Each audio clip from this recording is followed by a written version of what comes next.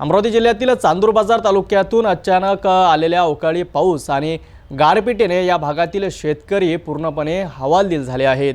विशेषतः संत्रा उत्पादन शेतकऱ्यांचे मोठ्या प्रमाणात नुकसान झाले असून यामुळे त्यांच्यासमोर आर्थिक संकट उभं राहिले आहे। अमरावती जिल्ह्यातील चांदूर बाजार तालुक्यातील थुगाव पिंपरी गावात काल रात्री अचानकपणे अवकाळी पावसाने आणि वादळी गारपिटीने थैमान घातलेत। या गारपिटीचा सर्वाधिक फटका बसला आहे तो संत्रा उत्पादक शेतकऱ्यांना। पाहता पाहता संत्रा बागा जमीनदोस्त झाल्यात। झाडांवरून गाऱ्यांच्या माऱ्याने संत्री खाली गळून पडलीत।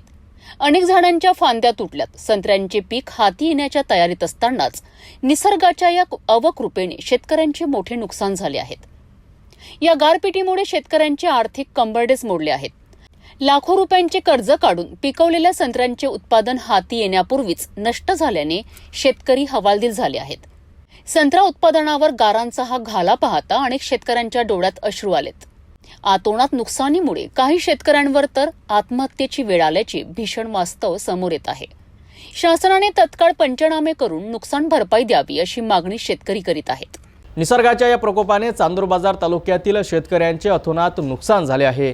या संकटातून त्यांना बाहेर काढण्यासाठी शासनाने तातडीने मदतीचा हात पुढे करणे अत्यंत आवश्यक आहे।